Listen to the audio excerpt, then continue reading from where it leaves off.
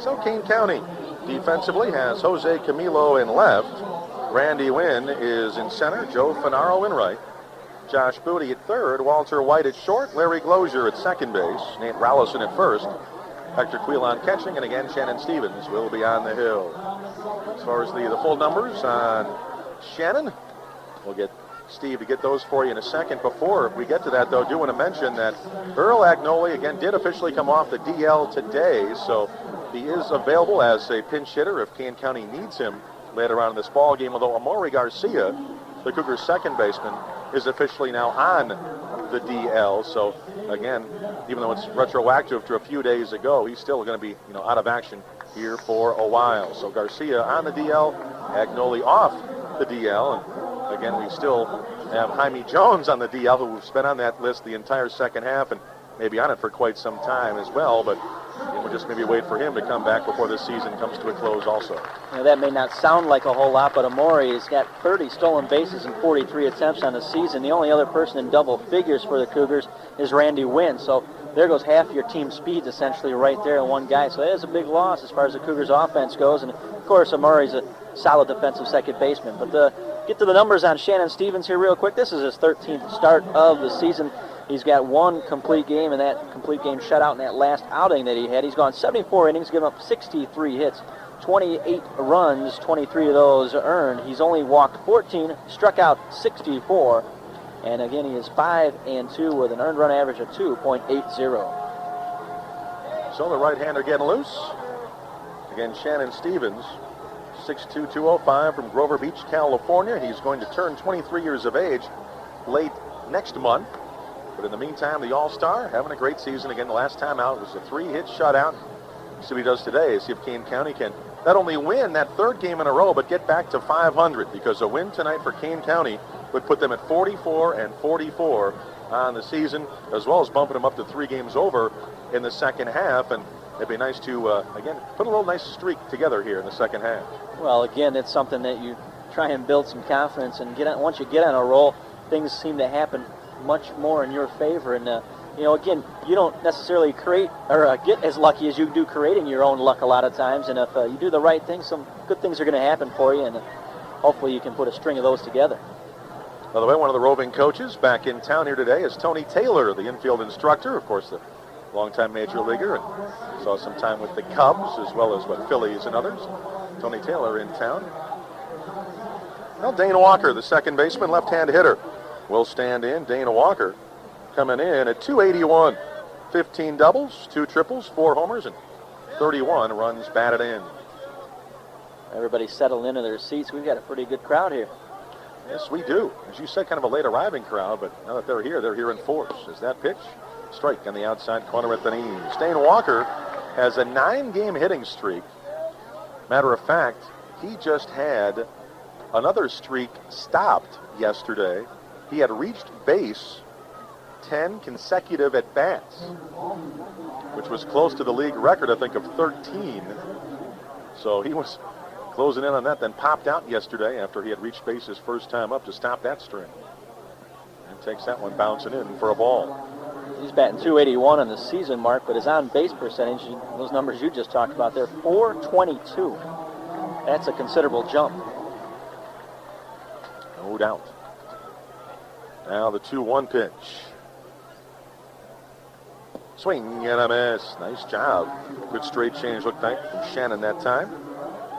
And the strike is recorded. Again, Stevens, you're talking about a guy who's fastball, curveball, slider, change. So he throws all 4. Has hit 89 miles an hour with that fastball, but pretty much averages around 87. So that pitch outside and low. And what makes it as effective as anything, Mark, is it really runs away from a left-handed hitter here like Walker. He's got good movement on it here tonight. Now the 3-2 pitch. Chopped that one foul and stays alive at 3-2. There's a swing and a miss. Strikes him out. Good pitch down at the knees. And 1 away. That's a strike outside corner to Jeff Devan in the DH. That's going to be a drag bunt. That's going to be a fair ball just over the bag, and Nate Rallison going to field it. Tag that bag for the out as the drag bunt by Devan, and That was one of the more hard-hit balls you're going to see. It got to Nate too quickly. 2 down.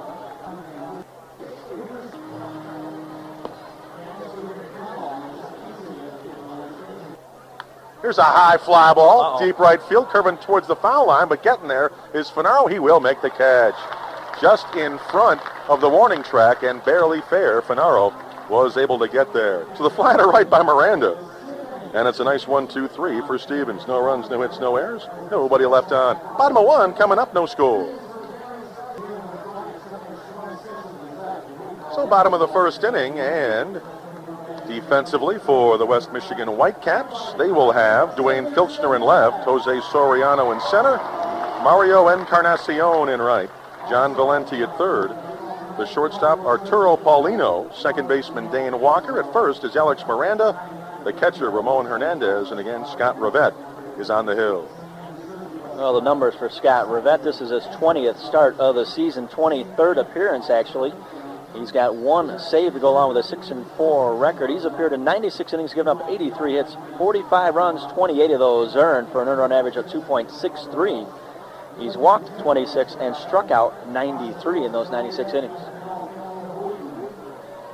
Randy Wynn, the switch hitter. Will bat left-handed against the righty, as he will stand in. Randy Wynn has been hitting very well of late. Has the average up to 250 now with 6 doubles, 2 triples, and 23 runs batted in. You mentioned Tony Taylor being here and the roving instructor, infield instructor for the Marlins, and he grabbed the Cougar coming off the field there and gave some impromptu instruction as well. Pitch down and in, ball 1. They're definitely hands-on. There's no doubt about that. You can't say enough about things like that, Mark. Certainly assistant coaches or roving instructors like that can pick up things that the managers aren't always privy to. Ground up the middle, diving stop by Paulino, throws, but not in time. Paulino, he might even have hurt himself diving for that ball. The shortstop ends up picking up that baseball on the first base side of the second base bag, and he might have pulled something. Given that extra effort, their trainer going to go out and take a look. Well, it's a pretty good range. That was great range all the way behind second base, and he got real dirty on that one, came up with the ball and threw a pretty nice throw there. It's just good wheels. Randy Wynn made it down to first easily, but just a great play. Like you say, he's really, looks like the left side of his lower back, and it's something that even though you run and you stretch and do things that early before the game starts, you've got a few minutes, especially when your team's up to bat, about 5 minutes or so where you're not doing anything, you're sitting in the dugout and you can tighten up again, and all of a sudden you got to go out there and make a quick movement. His back was not ready for that. So he's trying to touch his toes and stretch out that lower back a little bit and try to work that out, but he is in a little bit of pain. Their trainer, Brian Thornton, taking a look at it. But again, about Tony Taylor, that's, good assistant coaches are invaluable, Mark. Many times the managers, especially in Lynn Jones's position, he's the third base coach as well, especially at this level. Most all coaches are their own base coach, and you just can't watch and see everything that guys are doing or not doing. And Tony Taylor certainly picked up something that a Cougar infielder with his feet. That's what he was showing him in front of the front steps of the dugout there after the Cougars came off the field. So, again, it's just great that you have a guy of that caliber who's able to come around and watch different guys and give them little tips here and there. Well, matter of fact, the interesting thing was I was talking to Lynn Jones about Tony Taylor, and he says Tony, again, he was such a great, mental infielder. I mean, he used his smarts. That was one of the reasons he was in the league as long as he was and as effective as he was. And he says it would get to the point when Tony's in town that he would be adjusting each of the infielders in their position almost every pitch. And actually, at one point, Lynn had to say, to Tony to back off a little bit, in a sense, because these guys have to learn on their own. And if they just rely on Tony to move them every pitch, they don't have to think anymore themselves. They just go where Tony tells them. And obviously, Tony was helping a lot, but basically Lynn had to say, tell them those kind of things in between innings and then see if they make those adjustments on their own when they go out to defense. Mm-hmm. As on the very first pitch here, Larry Closier is going to be hit by that pitch. So the shortstop, Paulino, stays in. First pitch to Larry Closier, hit. He will take first base. So we've had a win, an infield single. Closier hit by a pitch. And that means first and second, nobody out for Joe Finaro. Because obviously at this level, I mean, it's a learning experience. Oh, absolutely. And there's so many subtleties to this game, the intricacies that are just so many people you watch, you don't think things are going on. There's all kinds of things going on. And Tony, again, he was instructing on footwork and something else. And I thought he made a motion, a swing. You know, a lot of times it's just a thing where you try and teach guys instinct to pick up a stride or a way a guy swings at the ball. You can know he's not driving it hard to right field. He's hitting a little pop fly that way. You got to pick that up off the bat, and that's going to gain you a couple steps. And that way you make the play. No question. That bounces in. Ball 1 to Fanaro. On the 1-0 pitch. That curveball down and in and becomes 2-0. We didn't get a chance to mention Glozier. He's done really well filling in for Amori Garcia. Matter of fact, he's hitting .321 right now with a double and 2 RBIs. Has played good defense. So he was just hit by that pitch. So you got first and second. For Fanaro, who comes in at .301 right now. 12 doubles, 2 triples, 2 homers, and 20 RBIs. Fake pickoff at second base. I've said it once, I'll say it 100 times. Why do you show that in the first inning? Why do you show that move when you've got neither one of your middle infielders moving to the bag? Ground ball, foul at third base. You know, that's a really good point. You talk about the subtle things in baseball. This is not a key situation. It's a scoreless game in the first inning. As you say, it wasn't even going to be a throw to second base. Why show the leading base stealer on Kane County, who's at second base, what your move to second's going to look like? Yeah, show them what's in your repertoire there. Why, you know, keep that a secret until you really need it. Yeah, that's a good point. Now the 2-1.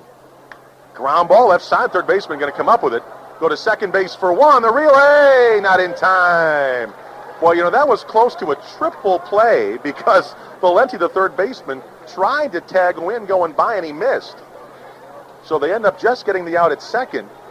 But that was a close play at first. That call could have gone either way. And if he does make that tag, that's 3 outs right there. Well, maybe not. But, you know, Randy Wynn, fleet of foot over there, was able to dodge his tag attempt. And, again, though, Mark, if he doesn't even try and tag him and goes right to second right away, they do get the double play. Yeah, so he gambled for 3 and only got 1.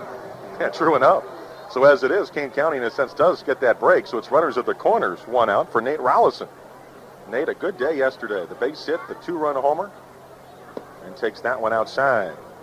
Right now, his numbers are at .230 with 17 doubles, 8 homers, tied for the team lead in RBIs with 45. And since he's tied with Jaime Jones, who's on the shelf, that means Nate, with a base hit here or a deep fly ball, can take the overall lead all by himself in RBIs. That went outside and low. Nate tried to call timeout and didn't get it. Well, they thought something was on there. Thought perhaps the runner was going to be going. They took an extra long pause in between, trying to freeze him over at first base.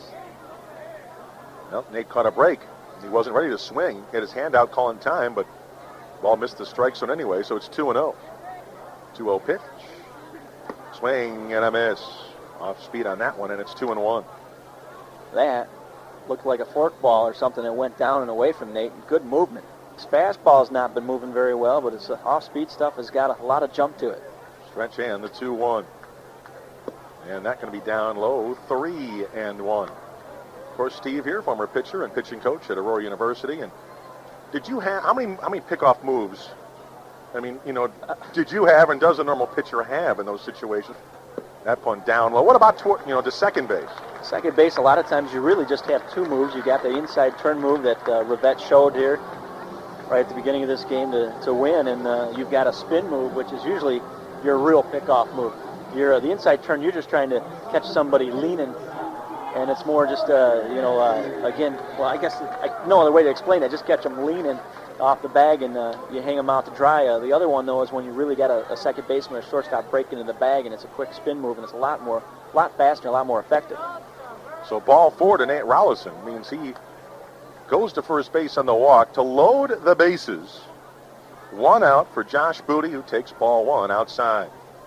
1-0 to JB. Swing and a miss. Got him going for that breaking ball outside corner. 1-1. First base, you've got your good move, and you've got a ton of other ways of just keeping the runner honest over there. Ground ball. That's a base hit left field. He hung a curveball, and Booty will drive in maybe 2. Here's the play at the plate on Fanaro. Not in time. 2-run single. Kane County, a 2-run lead, and that was just plain hustle on Joe Fanaro's part. to score on a base hit to left field from second. Well, again, Joe Fernaro hustling all the way, and he hit the inside part of the bag just the way you try and teach it. And Lynn was just waving them all along. He said, we're going to run on that arm all the time. Dwayne Filchner, just the left-hander out in left field, took forever to get rid of the ball, and there was just nothing on it. It bounced about halfway in between the infield grass, or the dirt between third and home, and wasn't even close to getting to home plate. Summer McCartney now. Fly ball, right field, long run, Encarnacion not going to get there. It's off the wall, hit the very top of the wall. Wellison to score, Booty to third, RBI double. Well, I thought that was gone, but it bounced back into play, and the umpire says a double. Well, it hit high on that Connie's Pizza sign out there in right field, right by the line, and they were playing him around the pole, and just a great job by the right fielder out there, Mario Encarnacion. He just made a great play of playing the ricochet off the wall and holding him to two, because that had 3 written all over, because he had a long ways to run to get over there. So 3-0 Cougars. Booty gets to third. McCartney at second for Hector Quilon. Yeah, that's Encarnacion. There you go. I forgot one syllable. That's all right. Ground ball to third. Booty going to hold. Throw across in time for the out, and Hector is down in the 5-3 for the second out for Walter White. By the way, didn't get a chance to tell you that Summer McCartney, 303 coming in. 7 doubles, so give him 8 now with a homer. He now has 7 RBIs on the year. Quilon, a 213 hitter, 10 doubles, 4 homers, 21 RBIs as he goes to the bench. And now it's Walter White at 208, 11 doubles, 3 triples, and 18 runs batted in. You know, Mark, that double is a classic example of a pitcher who, if you don't hit your spots, how you get yourself in trouble. Your defense is playing him to pull, and then you throw a fastball outside that he drives right down the right field line, a ball that's about the only place he's going to put that. Well, it certainly was a mistake to Booty, because Josh has had trouble all year on those breaking balls outside corner. This curveball was up and over the middle of the plate, and Josh just roped it. When you got to hit your spot with that pitcher, you're in trouble. The 1-0 here is a chopper to the second baseman. The high hop, Walker throws and gets him for the out to retire the side on the 4-3. But Kane County ends up with 3 runs in the first inning. And they get those 3 runs on 3 hits, no errors, 2 men left on. After 1, Kane County a 3-0 lead. Top of the second inning. Kane County out to a 3-0 lead, and right now the slingshots with the water balloons and the soaking wet Nerf balls being flung into the crowd and towards us, frankly. Well, they missed the window this time, it looks like. You're talking about the Nerf balls, Mark. They throw those rag balls as well, and before every game the players throw them, but something I hadn't seen before, and it was kind of a scary sight, was Elvis trying to throw those rag balls. Oh, geez, I'm glad I didn't see that. Elvis does a lot of things well, but that's not one of them. He definitely was a first baseman in his other career. His throwing technique was not the best, eh? Oh, well. Shannon Stevens has been given 3 runs, and the way he's been going, that's a pretty good thing. It'll be 4, 5, 6. Filchner, Soriano, and Hernandez due up. You know, we talked about Tony Taylor during that last half inning and his instruction with the infielders, and that applies to anyone on the field, essentially. You can't really, other than positioning guys for specific batters, but certain little tips and things to pick up. You know, you really got to do that in between innings. You can't do it while a guy's out on the field, especially on the mound. The last thing he needs to be thinking about is, okay, this, and this. You know, he's got to concentrate on the one thing at hand. Here's the 1-0 pitch. Baximoy inside 2-0 to Dwayne Filchner.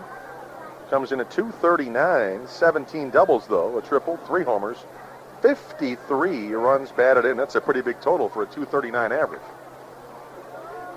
2-0 pitch, swing and a foul tip, 2-1. Again, Lynn Jones mentioned in the pregame show that Castro yesterday, his best fastball of the year, he hit 95. Wow. That's some pretty good heat. Well, they knew it would take a couple, 3 years for Antonio to really get the hang of that 60 feet, 6 inches after playing shortstop. Well, you know, the interesting thing that Lynn also told me while we were on the trip, I haven't mentioned this on the air as of yet, you know, obviously, again, Antonio Castro, a converted position player. Here's a chopper foul of first. And he said the next guy that maybe experimented with that was one of last year's catchers, Max Rodriguez. He said he's got the best arm in the organization as far as catchers. They said he has a better arm than Charles Johnson. And they may try to utilize that arm on the hill as opposed to behind the plate and see how he does, because apparently he can hit 90 plus on the radar gun as well. So we'll see if they actually do that or not. That'd be interesting to see how that works out. The one small drawback to that is even Nolan Ryan, as hard as he threw, you don't hit spots, it ain't going to make any difference. Well, true enough. Bouncer to short. Walter drops it, picks it up, throws, and throws it away. So it'll be the E3, and question is it going to be, the E6, is it going to be one or two E's? Because he dropped it, which may have made him safe at first, but then the high throw gives him second base as well. Well, baseball, just as many other sports, are split-second decisions. And Nate Rollison's got to come off the bag mark and just catch that ball. He wasn't going to get the runner. Yeah, so going to give him two errors on the play. An E6 to get to first and an E6 to get to second. And there's a strike to Jose Soriano. Soriano, 263, 17 doubles, 2 triples, 4 homers, 34 RBIs. Swing and a miss. Chase that good breaking ball outside part of the plate. Good slider movement there, boy. Going back to that ground ball to Walter White, it was a 2-hopper, and he had to back up on that because he knew he wasn't going to get up there. It was hit pretty hard. He wasn't going to get up there, though, to get it before the short hop. He backed up, and it handcuffed him a little bit, dropped it in front of him, and made that throw, but he was not going to get the runner. And Nate still in that stretch mode to try and reach out and catch that. He's got to help his buddy out there and just come off the bag and catch it instead of giving him an extra base. Outside and low. And 1 and 2. And that's just a split-second decision. Do or I don't I? A lot of times that is not easy. Ground ball, left side. Booty gets the high hop. Looks the runner back to second. Throws to first for the out. What good hustling defense. Walter White went to cover third. The pitcher, Shannon Stevens, also went to make sure there was somebody at that bag when Booty came off that base to field that ground ball. I would say Tony Taylor's going to like that. Yeah, and that's Shannon Stevens' play right there. That's his bag on that particular play. Again, Walter's moving that direction just because the ball is hit that way into the hole, and one of them got to be in position. Usually the shortstop would be in position to back that up. Walter, if anything, should have been a little bit deeper than that. Pitch just a bit inside. 1-0 to Ramon Hernandez. Comes in 244, 16 doubles, 2 triples, 6 homers, and 43 RBIs. Bouncer again, left side. Walter White, backhand stab, throws across his body. A beauty that time. Nice play for the out, 2 down. Outstanding play that time. The big high hop, and Walter came up, got it before it took the next big hop, and threw on the run. Tremendous throw across the diamond. Well, and he's got a nice big target over there. That helps a lot. And let's face it, you're going to see that in A-ball quite a bit. You botch the one that's hit right at you. There you go. Then you make the spectacular play.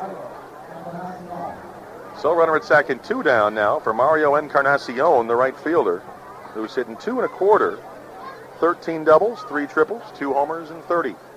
Runs batted in. Another good breaking ball, swing and a miss. Outside corner at the knees. But again, also gives Shannon some credit. He's thrown a couple of good ground balls here. That he has. He's gotten inside on a couple of hitters and had them fisted into the ground. But it's funny you say that. A lot of times the hardest play is the one that's hit right at you because it's got that kind of top spin, or sometimes guys hit line drives like knuckleballs and it's coming right at you. It's a little harder to catch. Pitch down low, 1-1. Well, and believe me, athletically, I don't have a whole lot to brag about. But in high school, I did set Palatine's all-time defensive percentage for fielding. There's a fly ball, short right field, coming on Finaro. He'll drop out in front, run arounding third, and he will score on the bloop single to short right field for Encarnacion. So Pilchner will score from second, makes it a 3-1 Cougar lead. Runner on 2 dead for John Valenti, and I had over 100 chances at first, only made 2 errors in that one season. And both errors were those ground balls right at me. And, I didn't do what you're supposed to. I didn't charge them. I let them play me, and they went right through my legs. It's like, but those are the easiest ones I had all year, and I didn't make them. And I can still remember that far back, and those 2 errors still bug me. There's a throw to first. It's one of the reasons why Buckner is my favorite player. He's a first baseman. That's why my other favorite player is Tony Perez, because he was a first baseman. And now they both hit the ball like crazy. Leon Durham does not rank anywhere in that category. Leon's not on the list. Oh, man. I don't hate him like Boston people hate Bill Buckner, but he's not one of my favorites. Here's the pitch. Runner fakes going. The pitch inside. Snap throw to first, but the runner does get back. I say again, Mark, it's funny you say that because I remember a few hanging curve balls that I threw. I'd like a couple of those back. I can remember a couple of fastballs that are still going somewhere, I think. It wasn't from me throwing it. Throw to first. Close play with a runner back. That was Shannon's good move. Good quick feet. Your quick move to first, Mark, it's almost like a catcher when a catcher's trying to throw a guy out stealing. The ball goes from glove to ear. And the same thing, as soon as you make your move and break your hands, the ball comes to the ear for a pitcher, like right there. So you don't do the full arm arc with it. You go right to the ear, and it's a quick snap throw over to first, just like a catcher makes his throw down to second base. Shannon the stretch and the 1-0 pitch. Ground ball, deep short. Walter dives, comes up with it. From his knees, he throws to second for the out. What a play. That was highlight reel. Well, that is a great sign right there, and you can come back after a play that you botched and come back and make 2 sensational plays right after that. That was amazing. Deep in the hole, the full-out dive, comes up with it, and from his knees, actually from one knee, spun and threw to second base to get the man out. Middle of the diamond on the fielder's choice. They do get a run on a hit, 2 errors. So 2 errors by Walter, but also 2 great plays in that inning, so he was kind of busy. As it turns out, 1 man left on. Bottom of 2 coming up, 3-1 Cougars. Bottom of 3, Cougars, 3-1 lead. They'll try to add to that with 3-4-5. Finaro, Rollison, and Booty due up. Finaro has the fielder's choice and a run scored so far as Jake the Diamond Dog brings the home plate umpire, Brian McCraw, the drink of water, and he'll take that back out to the doghouse on the first base side. It's a little thing, but again, I just think that's so cool. Jake grabbed a couple foul balls down there earlier. There was one that last half inning that rattled his doghouse. It was hit so hard. He got out of the way of that one. Woke him up. But he was still ready to go do his job this half inning. Oh, yeah. So Finaro.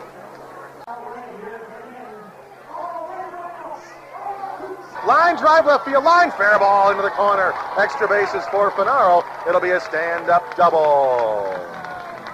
Well, classic case again. You get behind in the count, you've got to come in with something, and Joe knew it was coming, and he got a fastball up in the zone, and he just turned on it and drilled it into the left field corner in that 3-1 pitch. And an easy stand-up double for Joe Finaro. So Finaro gets the double to lead off the inning. Chance to add to the lead now. Finaro now has 13 doubles. This is only his 54th game played. He really was only an occasional player for most of the first half. There's a shot left center field by Rollison. That's going to get down to drive him in. Finaro will score easily. Rollison going into second base. He'll beat the throw. RBI double.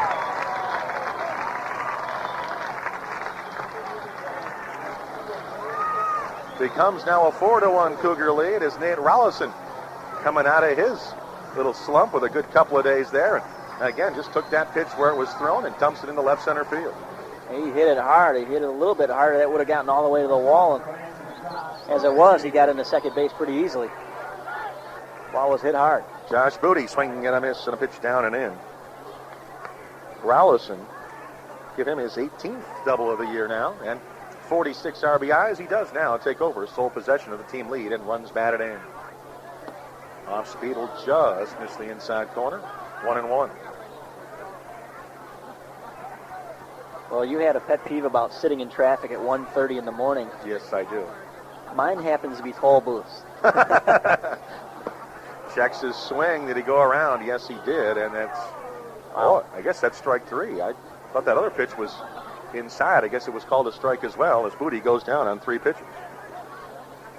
Sometimes as a player, you wonder where the strike zone and where the corners are of the plate. Some umpires will call the corners, some will not. And right now, we definitely are seeing the corners called. Anything close, especially with 2 strikes, you've got to be swinging. Swing and a miss, and a good curveball outside corner at the knees. A strike to McCartney, who has an RBI double already. And again, for the most part, I don't mind that. I'd much rather have the bigger strike zone than the smaller one. There you go. Well, they talk about things that can be done to speed the game up and why the games are taking so long at the major league level. Line shot, that's a base hit right center. Rollison will round third. They're going to swing him around as it's bobbled in center by Soriano, and Rollison scores. Boy, again, a fastball up in the zone, and he just hit a line shot over the second baseman's head, inside out of it a little bit. And once the bobble in center field occurred, it was easy for Nate to come around and score. Just a great job by Sumner McCartney as he rounded first hard. He knew that the first baseman has to be the cutoff man in that situation, so he knew there was going to be no one at first base in case he did come up throwing to second, and sure enough, he got about a third of the way to second base and put on the brakes and made it back to first easily because nobody was over there to cover the bag. So a 5-1 Cougar lead for Hector Quilon, who has bounced out to third. And a pitch of strike on the outside corner. So McCartney, it's a single and an error, so no RBI. But still a nice hit by Mack. Well, good job of base running nonetheless to extend off the bag and be in position to possibly move up to second if there would have been a little more bobble to that play in center field. And a deep drive by Quilon to left field. Long one, he'll look up, and it's gone! Hector! 2-run home run. He hit a line drive out of here. 7-1.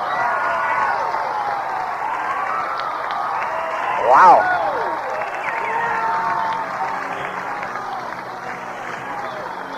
Well, at some point, you got to start changing things up. And well, we've seen an awful lot of fastballs drilled hard this inning. Again, first ball fastball, as former White Sox announcer used to say, in the wheelhouse, put it on the board.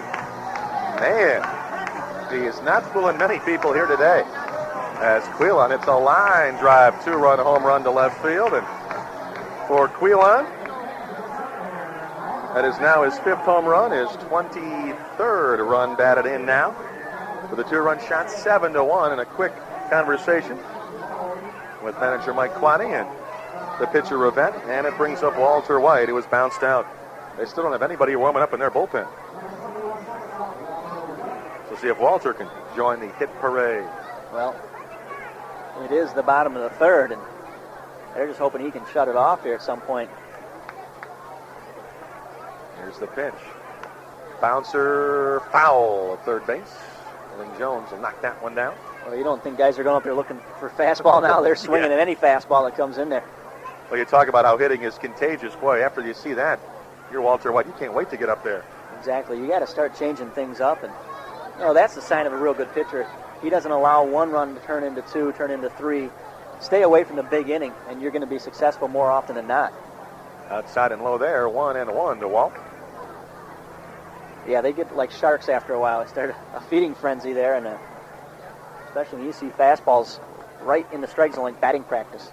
That was a good curveball that time inside corner, 1-2. Well, I tell you what, just a gorgeous night again. Man alive. Outstanding night. 1-2 pitch. Hard line drive, just foul a third by inches. Otherwise, that would have been a double. Man, wow. He crushed that ball. Boy, other than Hector's home run just a moment ago, that's probably the hardest hit ball of the night right there. That ball was scorched. Man. Well, all it is still a 1-2 count to White. That had guys scrambling in the bullpen. That ball ricocheted off the bullpen, off the fence down there, and went all the way to the wall out in left field. Another 1-2. Too low with that fastball, 2-2. And the left fielder ended up picking up that ball all the way out in the warning track. Yes, that was scorched. Now the 2-2 pitch.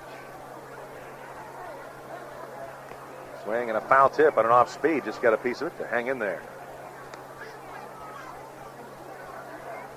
Nice to see the offense come up big here in the early innings. 7 runs in just the first 3 here so far.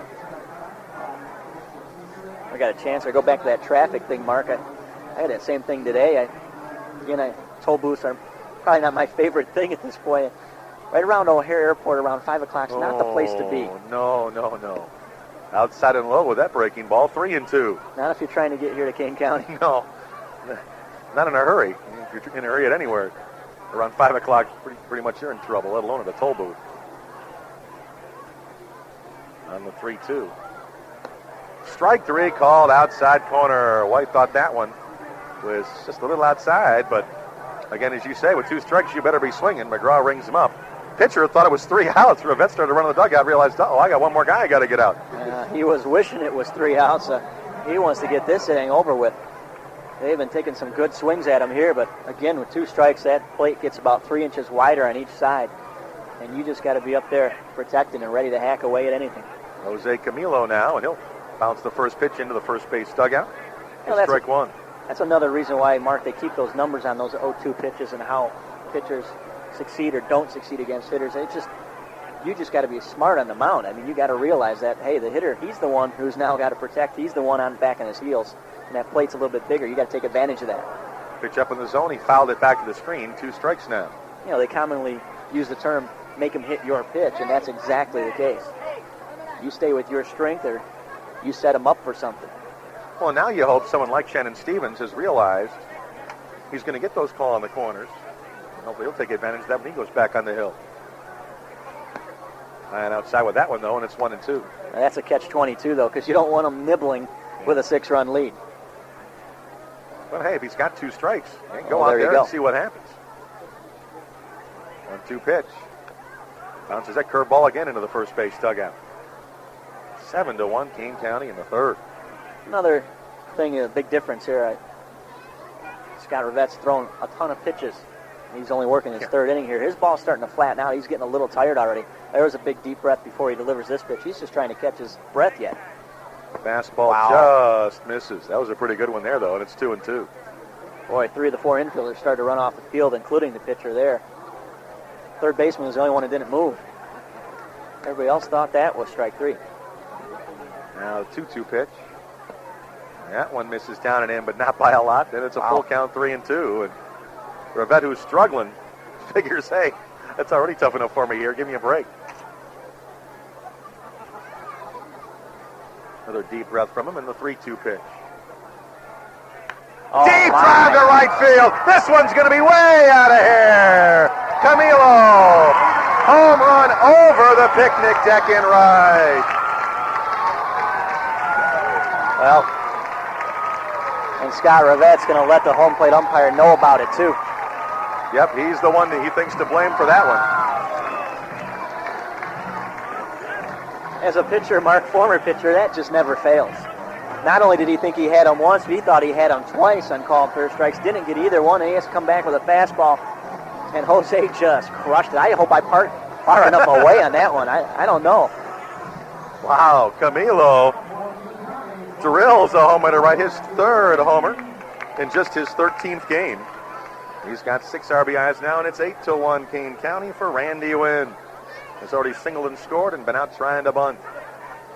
Boy, if that ball's in left center field, that's close to the $1 million mitt. Yeah, exactly. As it wasn't fair by all that much. It's maybe only 10 feet fair, but he drilled it.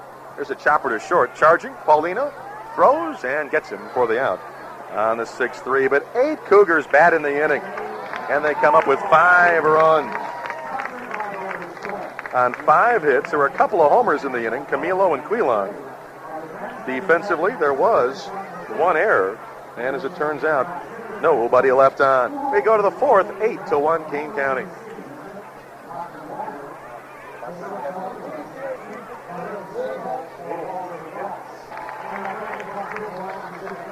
Eight to 1 Kane County as we go to the 4th inning.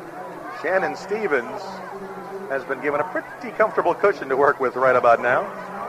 And 3, 4, 5 coming up for the Whitecaps. Miranda, Filchner, and Soriano due up. So, as Q mentioned in between innings, it's a pretty good time for Gary Hughes to show up here today. The Florida Marlins Vice President of Player Personnel, Gary Hughes, in town, and he's seen a pretty good offensive onslaught here tonight so far. As that one fouled out of play, third base side. 8 runs on 8 hits. Not bad at that. Q just pointed out that the roster here for the Whitecaps only consists of 22 players. Swinging and a miss, big cut by Miranda. And 11 of those are pitchers, and I don't know what they're saving them for. Wow, that's a really good point. They have 4 outfielders and 5 infielders and 2 catchers. Man alive. I guess everybody gets to play. A little fister off the bat handle to Josh Booty. A little soft liner, easy play. And Miranda is retired, 1 gone. For Dwayne Filchner, who has reached on an error and scored. Boy, unless you've got a couple pitchers there who maybe are your defensive replacements as outfielders, maybe they're as good as a Todd Worrell or somebody like that, or a Bobby Thigpen who played outfield in college and then became a pitcher later on in his career. But, yeah, only 4 outfielders. Everybody gets to play a lot, I'm sure. My goodness. Here's the pitch. Down low, a ball to Filchner. And you would think, especially since we've just had the June draft, if they were down some players, you'd send a couple of guys here. Well, they drafted a lot of pitchers, that's for sure. I'd hate to be the bullpen catcher at this point. Chopper over the pitcher's head. And that one going to be a base hit up the middle. White and Galosier kind of crisscrossed behind second base, and it kind of got between the both of them. Well, it kind of ricocheted off them both, I think, as they touched gloves there. But as it is, the single for Filchner.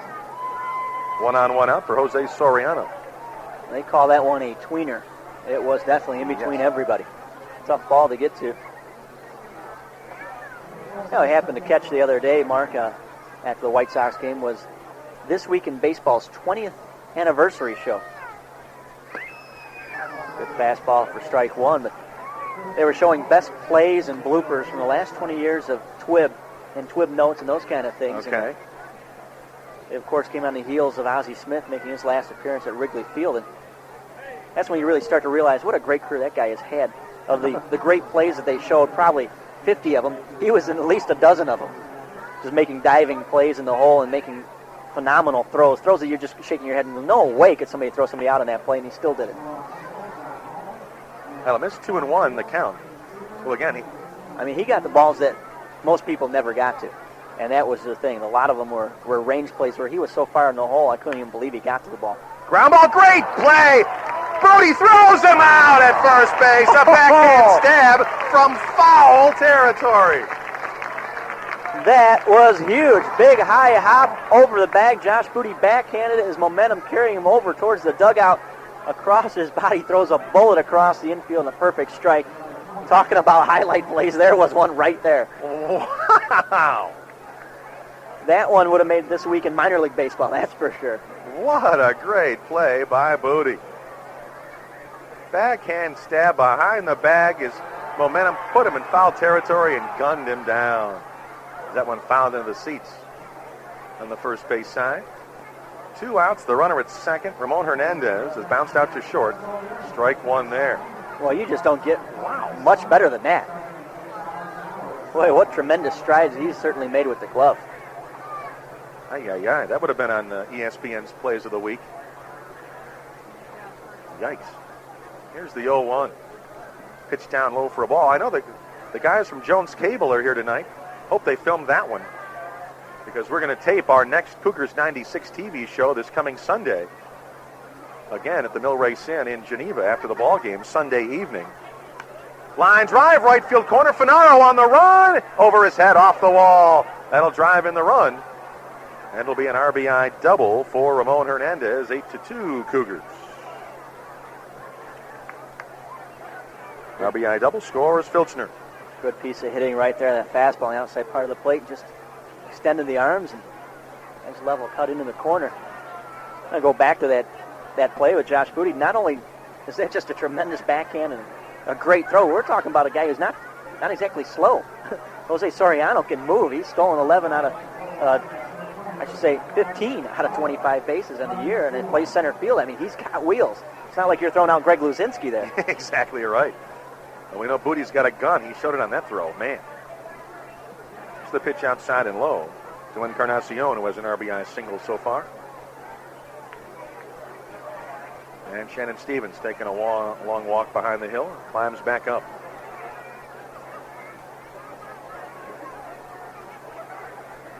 Just looking up Jose Soriano and the A's media guide.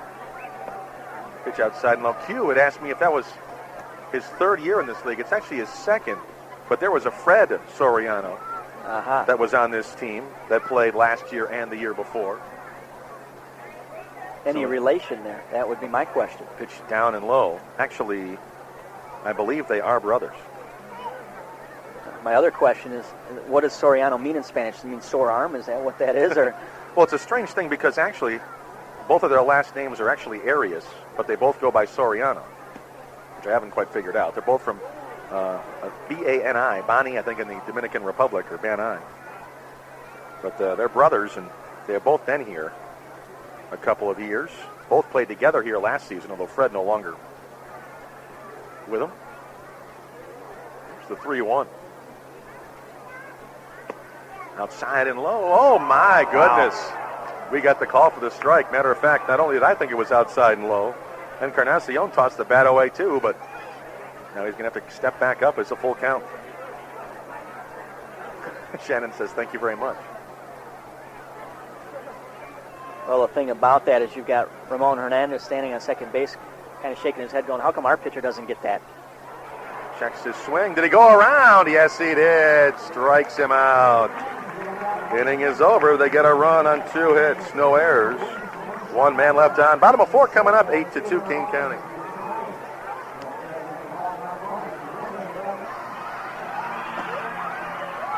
Bottom of 4. 8-2 Kane County. Cougars to have 2-3-4. Glozier, Finaro, and Rallison.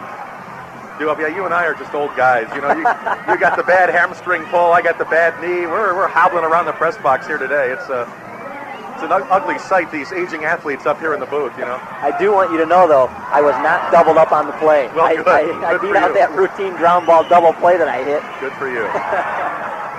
But, yeah, I'd never heard of hamstring before, and I now have a newfound appreciation for anybody who suffers that kind of injury. But that would have hit me right in the face if that window was open. And we got a water balloon right smack dab in our window yet again. And I would have an eye injury now as well. But, yeah, you mentioned that. My sister Nancy, as a matter of fact, my father said, what's wrong with your brother Steve? She said, age. You old man, you. Well, that was pretty accurate, I thought. I'm afraid. Well, see, that's what happens. You've been a pitcher your whole life. So what happens? You try to be a batter and you pull a hamstring.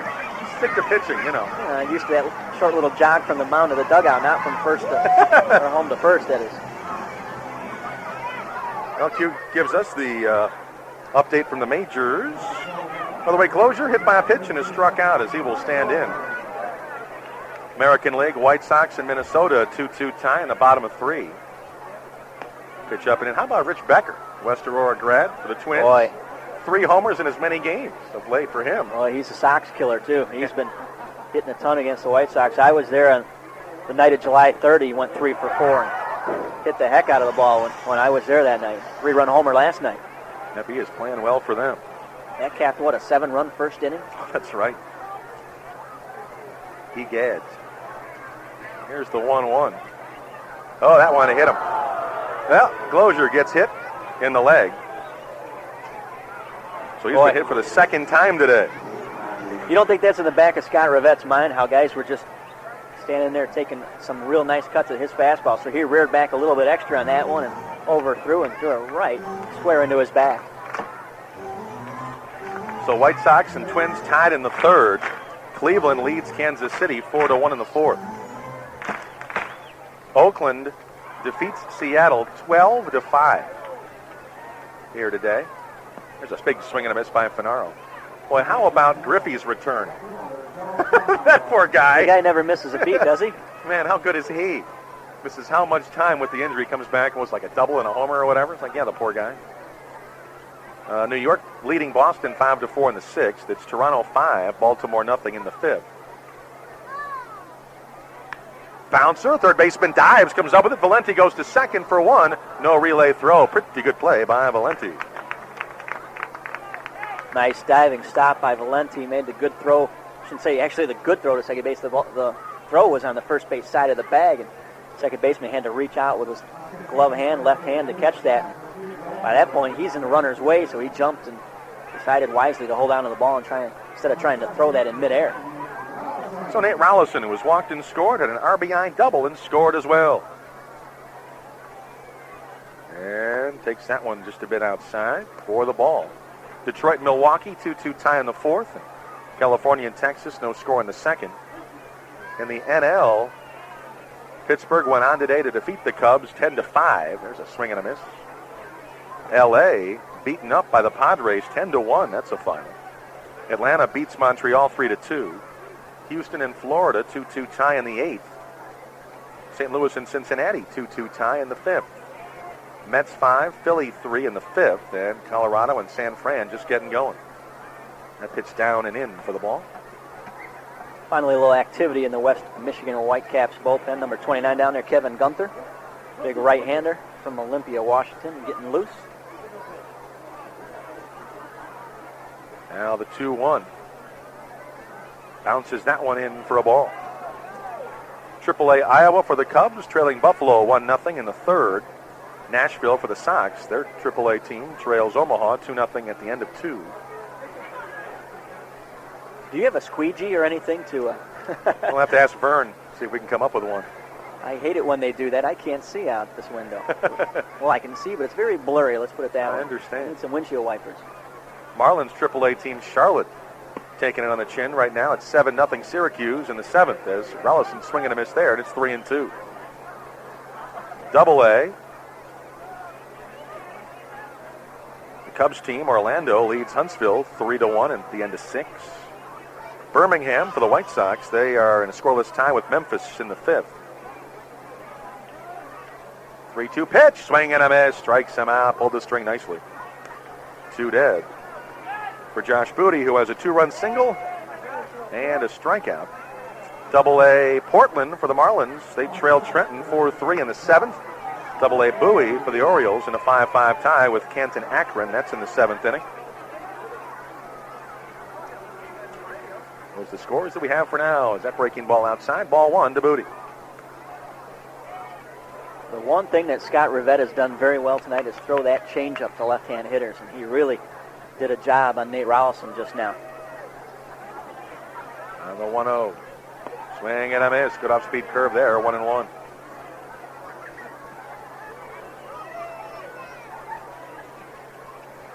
Finaro at first, 2 dead. 8-2 Cougars in the fourth. Ground ball, third baseman, about the third hop. Valenti throws and gets him for the out to retire the side. Well, no runs, no hits, no errors, and a man left on. Fifth inning coming up, 8-2 Kane County.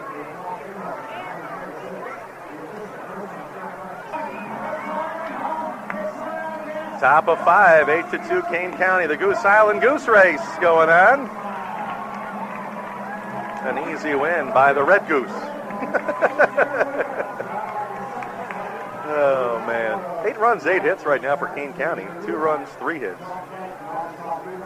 For the West Michigan Whitecaps, Shannon Stevens back on the hill to face 8-9-1. Valenti, Paulino, and Walker. Again, I'm Mark Basco. Steve Moga here as well tonight.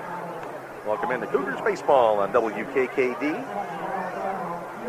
Well, Cougars seem to be running on all cylinders of late, and if you want your car to run as well on all cylinders, check out Sears 75-piece mechanics tool set, complete with case. A $90 value, but now it's only $59.99 at your neighborhood Sears hardware store. So if you need any improvements around the house, remember to check out any of the 26 Sears hardware store locations in Chicagoland, including the one in Schaumburg on Barrington Road, 1 block south of Schaumburg Road. Sears hardware stores. Now there's a Craftsman right in your neighborhood. John Valenti, fielder's choice, the first time up. And first pitch, just a bit high for ball one. I was trying to look down that left field line at Kevin Gunther warming up down there, Mark, and realized I can't find the binoculars. But I look over at Q, and he's got those little mini opera glasses. You know, he's a dainty guy. Swing and a miss. Chase that one outside and low, and it's 2 strikes. Those you can put in your pocket. The ones that you usually have in this room wouldn't fit in my bag most of the time.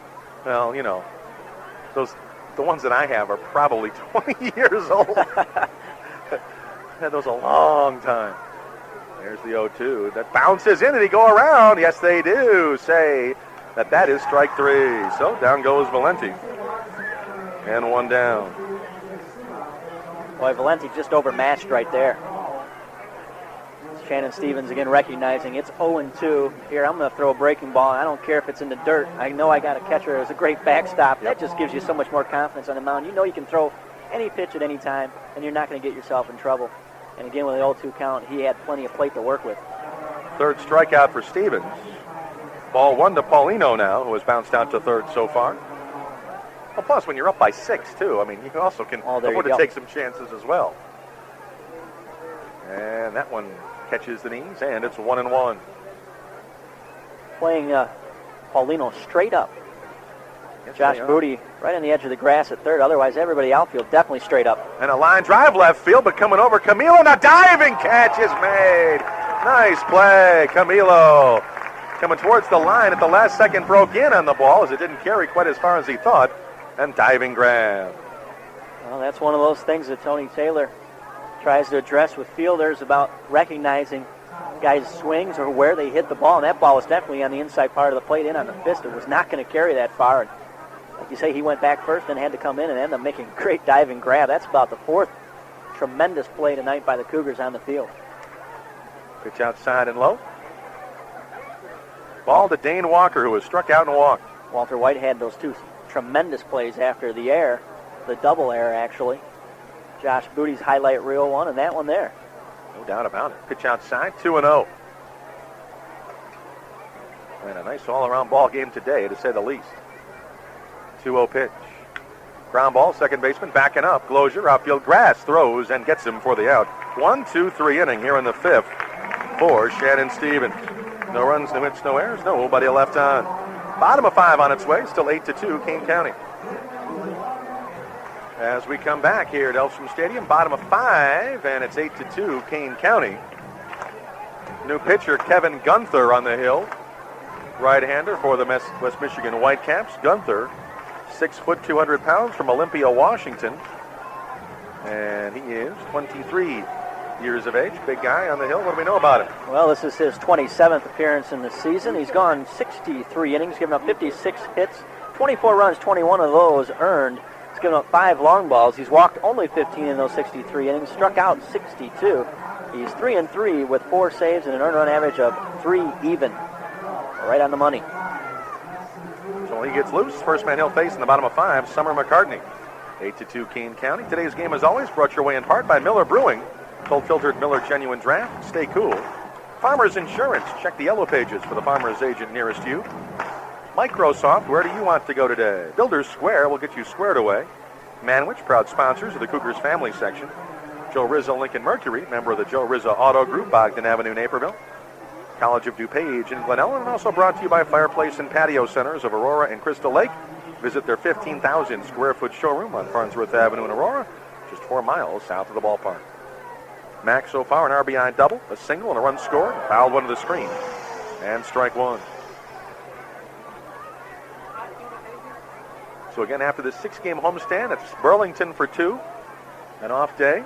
Then we go back to Lansing for a couple of games. And after that, we're in Battle Creek for 2. So we were just gone for 6. We're home for 6. And then we'll go back on the road for 6 more.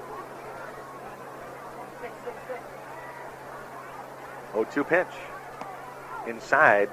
1-2. Yeah, that devilish schedule in the Midwest League. I hope that's not a bad omen right there.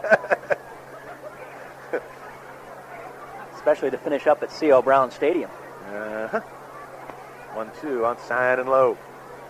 So when you're there, will you take a tour of the Kellogg's facility in Battle Creek? Maybe get a few cornflakes? Gee, I don't know. I'll think about it. Swing and a miss. Good off speed, and Max strikes out one away.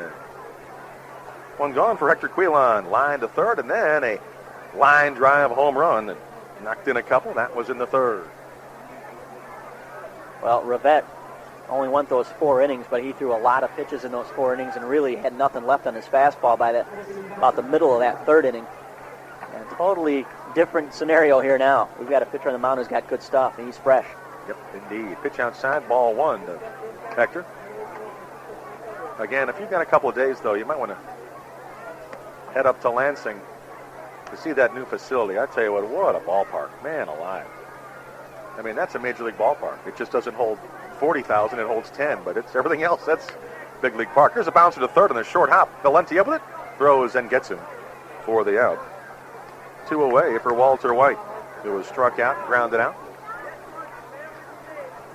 You know, you see parks like that, and this park here, obviously West Michigan, and I'll tell you what, C.O. Brown Stadium, this changes that place. It's just incredible what they've done to that field as well, and, you know, and then you go to some of the older parks and you think, geez, how can this be the same league? You know, I mean, there's a difference between Burlington, let's say, and Clinton, and these ballparks now. I mean, man, it's like old-time baseball and then the new big-time baseball here in the Midwest League. Here's a slow tapper to the second baseman. Walker up with the throws, and White goes down. And that was a very quick 1-2-3 inning as Gunther came in and did a heck of a job. No runs, no hits, no errors, nobody left on. 6th inning coming up, 8-2 Kane County. 0-2 pitch. Down low for the ball. You just got to stay on top of your game. That's all there is to it. I've said it once, I've said it a million times. If you can work out a routine, game days are going to be easy days compared to when you're throwing on the side and staying sharp. You know, one of the reasons I brought that up was I was watching a little bit of the Braves Expos games earlier on this afternoon before I came out to the ballpark, and Facero pitching for the Expos. 1-2 pitch. Ooh, what is wrong with that one? 2-2. Man alive. Oh, my. Yikes. He knew it. And the interesting thing they said about Facero was, over the last couple of years, his second half numbers were, you know, double what they were in the first half. ERA of 2-something becomes 4-something in the second half, and those things. Here's a bouncer to the second baseman. Glozier, bad hop, goes off his chest into short right field. Safe at first base. Jeff Devannon here to start out the 6th inning. That'll be an E4. Took a high hop, but again, he backed up on the ball. When you do that, you're in trouble anyway. Well, that was a tough ball either way. You either come up on that or you try and go back and get the bigger hop. It did the same thing it did to Walt White earlier, where you've got that high hop. Now all of a sudden, instead of your hands being down, you're bringing them up and you're up against your chest, which is not where you want your hands. You want your hands away from your body. That ball's a lot harder to handle. It went off of him. Some people look at that and call that just a real bad play because he turned his body as well, but he was turning his body getting ready in position to throw to first already, and it ricocheted over towards the right field line instead of everyone else said stay in front of the ball, keep your chest in front of it. Well, in that case, he was already trying to make the play. Outside and low, a ball to Alex Miranda, who's 0 for 2. And 2-0 the count, so right now Quilom coming out to Stevens to have a word. Just more on Facero. The interesting thing was they were saying that what he's done to try to conserve energy over a long season is now that they get to the second half, there are times he won't throw at all between starts. So in other words, he's just going to go out and pitch. 4 or 5 days later, he'll pick up the ball and pitch again and hope that he doesn't, use up his pitches in his arm for that season before the year is over. There's a ground ball. The second baseman Glozier here goes to second for 1. White's relay in time. 4-6-3 double play. What a tremendous play on that. Again, just like Walter White earlier in a tough ball. And Air came back with 2 sensational plays. Glozier right there. Ball's going to come right back to you. That's just the way it is in this game. You can't hang your head. You don't have time to hang your head. The ball's going to come back to you again. It's just a given. It's just the irony of it all. It seems to happen that way all the time. And he was ready for the challenge. Got a perfect double play ball. And the main thing was got a ball where Walter White could really handle it well, right about chest high. If he got rid of that ball to second base in a hurry. That he did, and he got it right on the money. 2 dead for Dwayne Filchner. Has reached on an error and scored. Singled and scored. 2's at a hand, and both of their runs is that one down low for the ball. You know, Hector went out to the mound there while you were talking about Facero and just said, because it was 2-0 at that point, said to Shannon, okay, you haven't been in the stretcher for a little while. Relax, slow your motion down a little bit. They're not running. We're still up by 6 runs. High fly ball. Deep right center field. Randy Wynn on the run will look up. This one's going to go off the wall. Extra bases. That'll be a stand-up double for Filchner. Boy, he got that one, didn't he? Yes, he did. He hit that all of 370 feet off the wall. Not quite enough to get out of here, but it was close. And the double with 2 dead brings up Jose Soriano. But again, you've got a tough hitter at the plate. You figure, I don't want to fall behind him. You've got a 6-run lead, and he just happened to beat that good pitch and hit it deep. Going back to that, Hector was just saying, hey, relax and just throw. Sure enough, next pitch, ground ball, double play, and just like that, you've erased the threat. Soriano takes that one high and outside. He's bounced out twice to Booty. The last time was that spectacular play by Josh. On the backhand stamp, foul territory behind the bag, and threw him out. Line drive, deep left field, curving foul. Thank goodness up on the hill, but it was crushed. Boy, let's just tell by the crack of the bat on that one. Oh, my. A young fan went running up to that ball, was going to try and catch it, and thought wisely not to get in the way of that one. Stopped, let it bounce in front, then it bounced over him. Somebody else got it. A lot of kids scrambling for that foul ball down the left field line. It went over the hill. They had to run down the other side of that thing. There's a shot to left center field, but Wynn going to catch up to it. Yes, indeed. Hard hit ball, but a line out to left center. Wynn running grab to retire the side. Double doesn't hurt him, neither does the error. No runs, a hit, and error. And a man left on. Bottom of 6 coming up, 8-2 Kane County. Bottom of 6, 8-2 Cougars. You're going to have Mark Basco, Steve Moga here, and 9-1-2 for the Cougars. Camilo winning closure against Gunther, but looks like it's going to be a different deal against Gunther than it was against Rivette, as Gunther had him 1-2-3 last time around. Well, the wise thing that Kevin just did, he had his pitching coach, Bert Bradley, warming him up, and he was going nice and easy. Don't throw it hard to the pitching coach. No. Don't want to hit him. Yeah, when he's bent down there behind the plate as he was waiting for Hernandez to get his gear on. You know, that's always a nice thing when your pitching coach can squat down behind the plate and catch a few throws. Well, they don't have any choice. They have no other catchers. The other catcher they have is in the bullpen. I mean, they're short of guys. We'll have to ask the radio man, Rick Berkey, before tomorrow's game about the story in their roster, for goodness sake. That's, well, they're saving on hotel bills, I guess, but man, I tell you what, that's a rough one. 22 guys on your team. Of course, Kane County still has 24. They still are one under the limit. As again, Agnoli came off the DL, but Garcia went on. So, matter of fact, Earl's coaching at first base right now. Lynn Jones at third. As Matt Winters, hitting coach, has gone back to the dugout. And first pitch outside and low to Camilo. Last time up, he had a home run over the picnic deck. He's also popped out to second.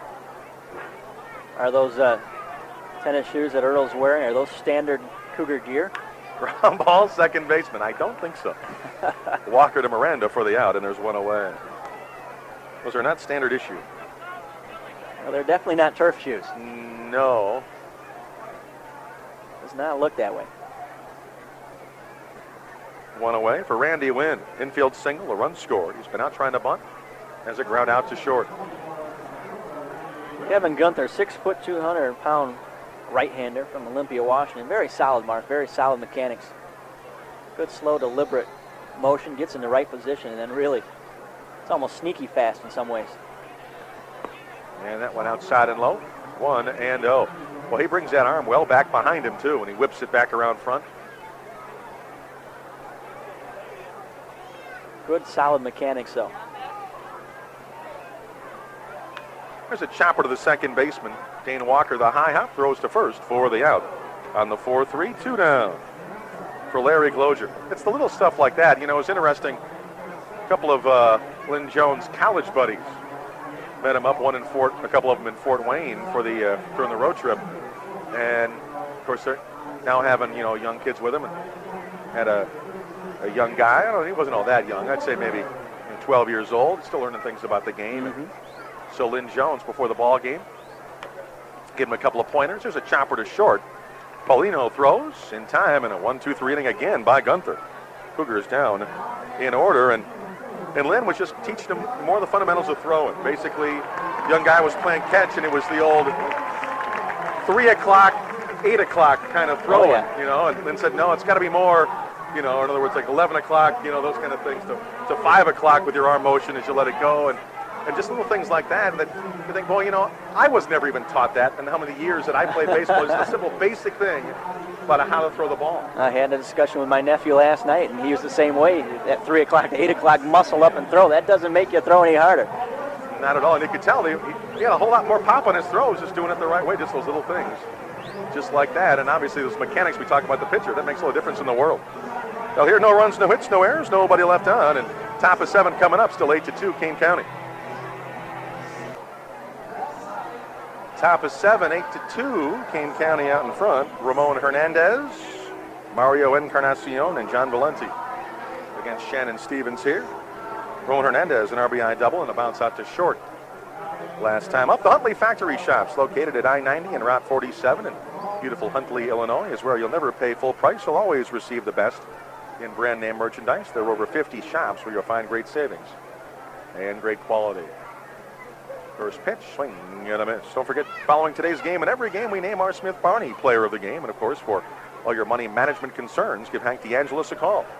708-954-3208. There's a chopper, foul, third base side. And a couple strikes to Hernandez.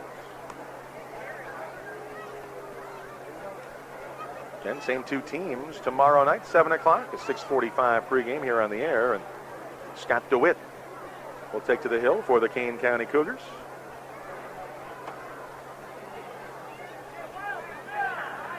Now, before that half-inning break, we were talking about the little things of the game. And, you know, going down even the Whitecaps roster, little things like language, Mark.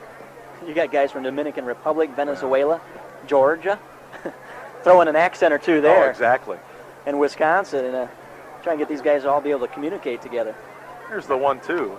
There's a chopper, third base side, coming on. Booty from the grass, throws and gets him. Another good play by Josh, and there's one away.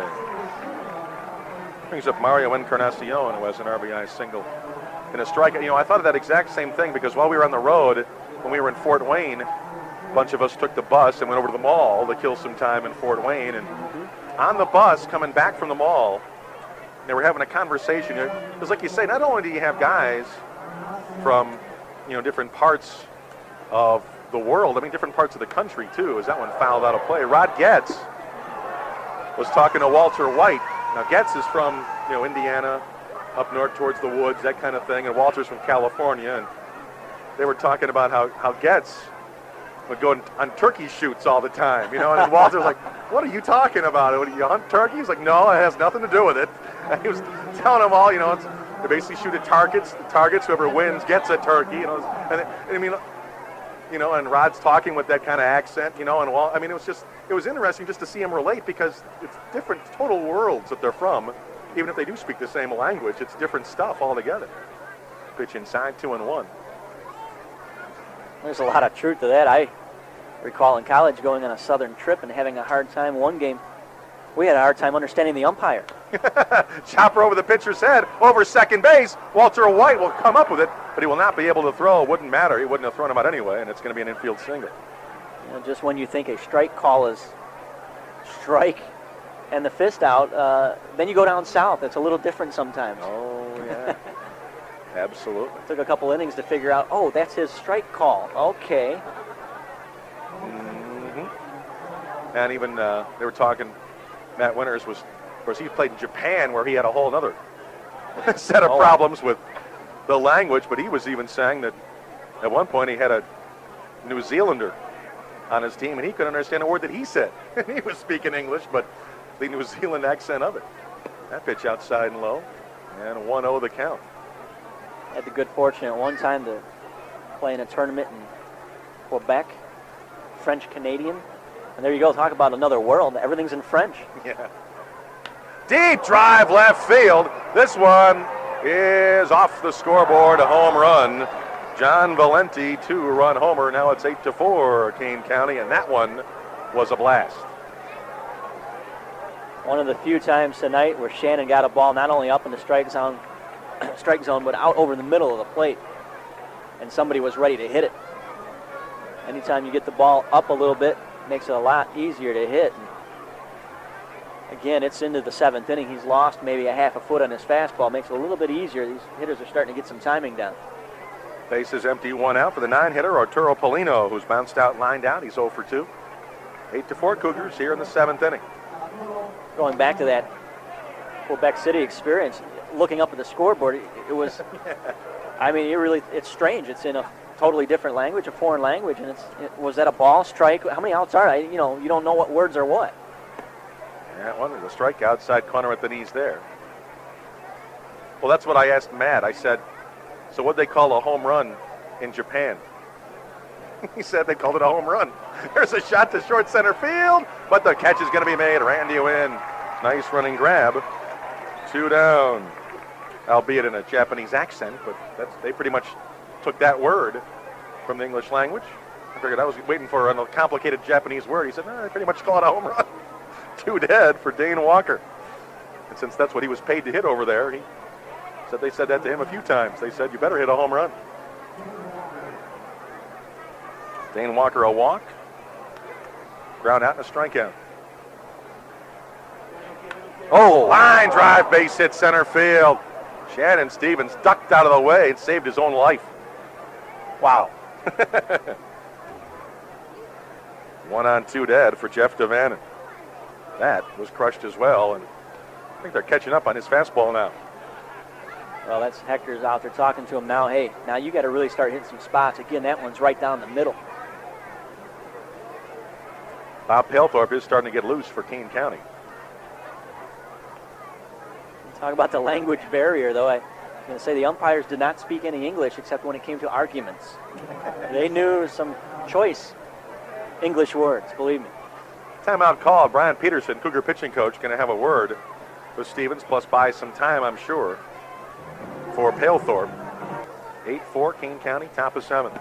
This is a big hitter right here. You don't want to give Miranda a chance to get him within a run. Bouncer to the right side. Glozier covers a lot of ground and throws to Stevens for the out. Good play. Wow, tremendous job by Larry that time, going far to his left. Got it, and Shannon hustling over there just beat the runner to the bag. That is the way you write it up in your instructional manual right there. Boy, great job by everybody. Nice job. So they get 2 runs on 3 hits, no errors, and a man left. Bottom of 7 coming up, 8-4 Cougars. So, bottom of 7. Kane County an 8-4 lead. Of course, bottom of the 7th inning means it's time to give away a couple of free movie tickets. This Randall 10 Goodrich Theater 7th inning stretch contest brought to you by the Randall 10. Soon to be the Randall 14. Of course, they're now Independence Day. Starring Will Smith, Bill Pullman, Jeff Goldblum. Give them a call at 761-0501 for the other shows and showtimes. But right now, call the radio station, 708-585-PLAY, 585-PLAY. 10th caller wins 2 free tickets to the Randall 10 Movie Theater. You must not have won within the last 2 weeks to be eligible. So 10th caller at 585-PLAY. Joe Finaro, fielder's choice, a double. Another fielder's choice and a couple of runs scored. Takes ball 1. So this Randall 10 Goodrich Theater 7th inning stretch contest sponsored by the Randall 10 at Randall Road, Fabian Parkway, Batavia. Relax in their rocking chair seats. Enjoy the hot fresh buttered popcorn and free drink refills. Phone 761-0501 for the latest in showtime. 1-1 pitch is strike on the inside corner, 1-2. You mentioned the movie theater there, Mark. Just happened to see that movie The Rock just recently. The 1-2, chop foul, third base side, and the verdict is? Well, it's a thumbs up, definitely. Okay, just checking. Since they were playing that We Will Rock You here in between innings a couple innings ago, made me think of that now, Gotcha. Especially when you mentioned that. And I was just there at Alcatraz about a month or so ago. 2-2 the count. I was going to say, I guess I'm a little jaded because since I've been there, I know how it's situated. I was watching the movie being very critical, going, hold on a second, that couldn't happen. I know how that is. It's not like that. Chop foul. Finaro stays alive at 2-2. But overall, very enjoyable movie and action-packed. I was one of those couple million tourists that visit there every year. 2-2 pitch. Ground ball, going to be a tough play. Third baseman over, knocks it down, picks it up, throws, and Finaro beats it out. So Valenti, good effort, but could not come up with the play. Had to cover a lot of ground on that one. See how The Q writes it up. Either way, Finaro's at first for Nate Rollison. Nate has walked and scored, had an RBI double and scored, and also struck out. And that went outside and low, ball one. Took something off of that one, just misses the outside corner. So 2-0. We just had the 7th inning stretch here. And neither you nor I, neither one of us for that matter, proper English, whichever that might be, we didn't stand up at all, but I stretched in my chair. Pitched outside and low. But all the guys down in the Cougars bullpen, they all got up, and they haven't sat down. Halethorpe's still down there throwing softly, and everybody else, all the other pitchers are all standing around him. By the way, Q did call that an E5, that last play, which I agree with. There's a strike. I mean, he had to go a long way, but he got there. You know, to me, if you get there and you drop the ball, you know. The old adage, if it hits your glove, you ought to catch it. So the 3-1. Checks his swing, and that'll miss for ball four. 7,019 the attendance for tonight. The new season total up to 242,433. The new season average up to 5,638. That one fouled, third base side up into the seats. That may not have seemed like a lot there by Nate Rollison, but that was just a great at-bat. He's been overmatched by a couple change-ups earlier from Rivette in his couple previous at-bats, and that time he laid off the change-ups or out of the strike zone, didn't go fishing after him, and drew the walk. Booty, 2-run single, strikeout, and a bounce to third. Here's the 0-2 pitch. Fly ball, center field, going back, still going back to the wall. Running catch is made by Soriano. Finaro going to tag, go to third. He'll slide in ahead of the throw. Heads up base running by Finaro on the fly ball to Booty, or from Booty. That was all arms. He was fooled a little bit on that pitch, out front of it a little bit, and it was all sweeping arms, kind of a swing. He hit that 390 feet to the warning track in center field. And a tough play for Joe Finaro, who sees the center fielder playing shallow, has a hard time. He all of a sudden got on his horse to get back on that. He wasn't sure he was going to catch up to that. It's like, do I tag up? Do I go halfway? What do I do here? He wisely said, hey, hold a second. I got to go back to the bag, tag up here, make it to third if he catches it, and I'm going to score if he doesn't come up with the ball. Either way, it's because it's that deep to center field. So, yeah, indeed, how strong is Josh Booty? Again, that was off the end of the bat, just reaching out. As you say, all arms, hit the ball 390 feet. I mean, that's a strong guy. First and third, one out. Now it's Summer McCartney. And he'll foul one out of play. One strike, right field side. A single, a double, an RBI, a run scored, and a strikeout for Mac right now. 8-4 Cougars in the seventh. That was the appropriate sound effect to use right there. Boy, that ball was crushed all the way in the parking lot, I think. Somebody was not suspecting it out there. They would have gotten plunked pretty good. I don't think I've ever seen that. Usually you ask for one pitcher to stand up and protect the guy in the bullpen. There's 5 of them down there. 5 guys standing around there saying, all right, I got it. Swing and a miss. Good breaking ball. And it's 0-2 to Mac. Well, they're excited today. I take that back. One just sat down. Oh, Pat Trent's got his jacket on. Now, come on. It's still hot here. I've got the fan on. He's got his jacket on. Get a chuckle out of something like that, though, Mark. There's 4 of them standing there. None of them have their gloves on. It's strike 3 called inside corner. McCartney thought it was inside, but again, if it's close today, you better be swinging. And 2 down. For Hector Quilon, a couple of bounces to third and a 2-run home run. Kane County with the 8 runs today. Again, they scored 3 in the first. 2-run single by Booty, the RBI double McCartney. They scored 5 in the third. RBI double Rollison, 2-run homer Quilon, solo homer Camilo. Haven't tallied since, but it's an 8-4 lead. Well, a lot of that has to do with the guy on the mound right now. Oh, yeah. Gunther has been very good out of the bullpen. Swing and a miss. Hector chased a bad pitch way outside, 1 strike. Talking about waiting for your own pitch.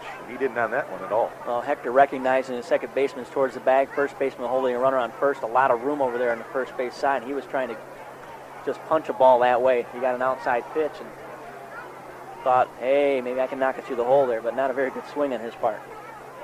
on the 0-1. Outside, 1-1 to Quilon. 1-1 pitch.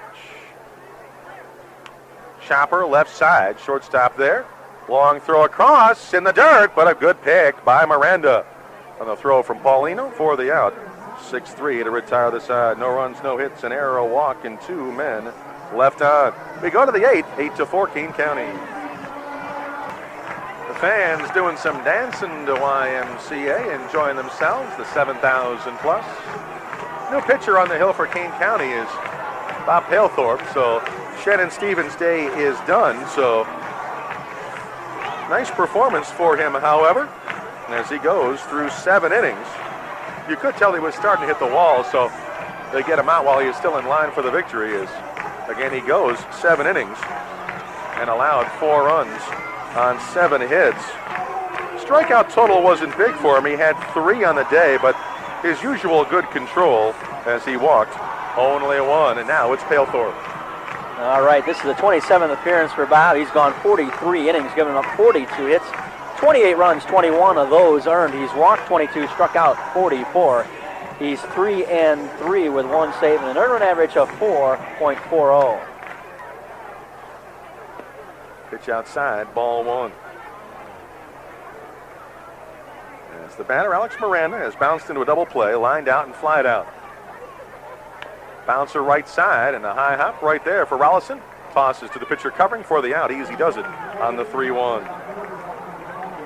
Well, not only was Shannon Stevens starting to hit a wall there a little bit, but he had gotten up in the pitch count a little as well, and he's giving you 7 solid innings. Don't give them an opportunity to get something going here in the 8th, bring in a fresh arm, and then Palethorpe throwing about 87, I believe, that first fastball, stole the peek at the radar guns down here behind the plate. And so he's got a little bit of pop on his ball. Good fresh arm anytime. You can get a guy into the game who's got some movement and give him something different to look at than what they've been looking at for 7 innings. It's hopefully going to throw the hitters off. Yeah, Palethorpe again, fastball, curveball, slider, changeup. He's hit 88, averages around 86, so yeah, 87, that's right in there. Dwayne Filchner, single or double, has reached on an error, scored twice. And ball 2 to him right here. Of those 4 runs, I believe 3 earned against Shannon Stevens, as that one foul to the screen. So the ERA going to go up a bit from 280, but still, he has done awfully well. Another solid outing, any way you look at it. Well, as they call it, a quality start. 7 innings, 3 earned runs, giving your team a chance to win. There's a line shot, right center field, that'll drop in. Finaro not going to get there, it'll roll the wall, so that's going to be 2 bases. And a 1-out double for Filchner, his 2nd double in a row, 3rd hit of the day. Brings up Jose Soriano, has lined to center, bounced to 3rd a couple of times. Again, Booty robbed him once in a great play. 8-4 Kane County here in the 8th inning. Palethorpe did a great job out of the bullpen back on Friday against Fort Wayne. He came in for 4 shutout innings of relief on 1 hit, 3 strikeouts and a walk. So he's coming off a tremendous outing. And here, that one, strike outside corner. And 1-1 the count. Soriano, like many of the ball players now, Mark, sporting that all-colored sock look. That's one thing I wanted to point out before. This is the West Michigan Whitecaps. They all have black caps. What is that? We're going to miss it, a good curveball outside corner. And it's 1-2. Another one of those oxymorons of life, I guess. See, I feel so much better. There's a Notre Dame fan back in the booth. Oh, no. Since Amy Richards has been gone, I've been the only one, and I get so much abuse since nobody else here is on my side in this. So now I should have brought my Notre Dame hat today. I'd feel safe again to put it on. Curveball is high. And it's 2-2. Well, both teams have 8 hits, but Kane County has 4 more runs on the board. And Palethorpe will step off. Again, that's just game 1 of the 4-game set. And South Bend will come in for Saturday and Sunday. Swing and a miss. Good curveball again outside corner. Strikes him out 2 days. Boy, that was a nasty slider right there. Sharp break on that. And that's just tough. Tough to hit. Doesn't matter who you are. That ball Looks like it's the middle of the plate. You start to commit with your hands and your hips and everything. All of a sudden, it ends up on the outside corner and just out of the reach of your bat. Ramon Hernandez, an RBI double and a couple of ground outs. Breaking ball there, just a bit high, and it's ball one. And wind has totally died down. That flag in center field, not doing a thing. Now the 1-0. Hard ground ball. Walter White in the second hop, drops it, picks it up, nowhere to go with it. Boy, let it bounce that extra time, and that really killed him. Now runners at the corners, 2 out. That's just a play that Walter. Yeah, I was going to say that's just a play that Walter usually makes. And again, you got to get down a little bit lower. You get more in a halfway between a catcher's crouch and standing up, and you get down low to see that ball, read those bounces a little bit better than that. He waited back on it, and the old adage, let the ball play him. So Encarnacion, RBI single, another infield single, a strikeout, and a run scored. And a good curveball there for a strike, and it's 0-1. Hector gives the sign. And the 0-1 pitch. They'll throw to first and the runner back. On the 0-1, that'll be down and in. Evens the count at 1-1. Cougars 3 in the first, 5 in the third. Again for West Michigan, 1 in the second, 1 in the fourth, and 2 in the seventh. Well, they play him pretty much straight up right here in this situation. There's a strike at the knees, 1-2. Center fielder straight away. Right field a little bit towards the line. Left fielder playing kind of deep. Josh Booty about 3-4 steps behind the bag, but off the line. Not protecting against an extra base hit here in the 8th inning. Swing and a miss. Another beautiful slow breaking ball, and Encarnacion way out in front to retire the side. Double in the air, but doesn't come back to haunt him. No runs, a hit, and error. 2 left on. Bottom of 8 on the way. 8-4 Kane County. Bottom of 8, Kane County with an 8-4 lead. Going to have 8-9-1. White, Camilo, and Wind due up against Gunther. Don't leave your workday stress behind. Ride home with Ron Thompson, 2 to 7 weekdays, and you're home for good time rock and roll oldies. Pure Gold 96. White so far 0 for 3, a couple of ground outs, a strikeout, and he's had a hit and miss day defensively with 3 errors, but 2 spectacular plays.